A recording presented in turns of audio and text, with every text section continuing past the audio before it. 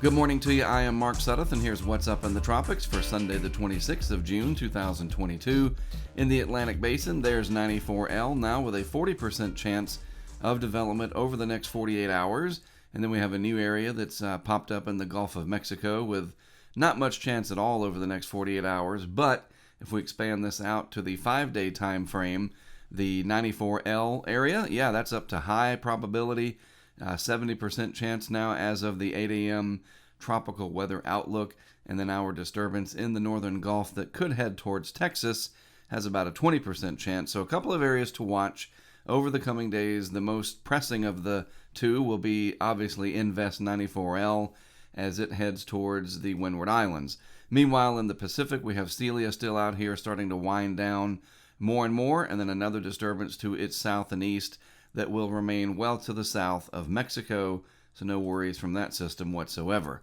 So the satellite animation this morning, look, there's 94L, a little bit better organized, slowly getting its thunderstorm activity better concentrated. Still has a ways to go, a lot of work to do, but it is getting there. There is some shear out well ahead of it, but it looks like everything's going to just move kind of in tandem across the western Atlantic there and into the Caribbean. And so this should go on to develop into a tropical storm eventually, and maybe even a hurricane as it approaches Central America. We'll look at that in just a moment. Here's the disturbance in the northern Gulf where water temperatures are ridiculously warm. We're talking surface temperatures 88 to 92 degrees in some areas. So we're going to have to watch this. It is small. It looks rather innocent now, but it could ramp up fairly quickly as it approaches the Texas coast around midweek. Could be a big rainmaker, and maybe more than that. We'll examine it more in my afternoon update later today.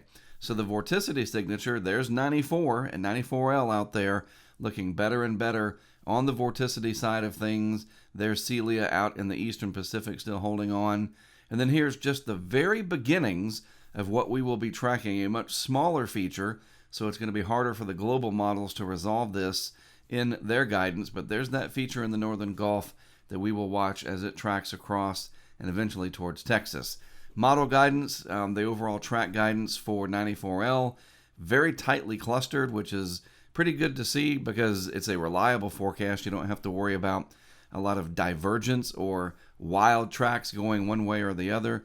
And so the general consensus is a track into the Windward Islands and then eventually towards Central America later next week. So, you folks in the Windwards, be ready for this, especially since it will be organizing and strengthening as it passes your location. I'll go over all of this and more in my Hurricane Outlook and Discussion video. That'll be posted later this afternoon on our YouTube channel as well as Facebook. This has been What's Up in the Tropics. Thanks for tuning in. I'm Mark Sudduth. I'll be back with more for you later today.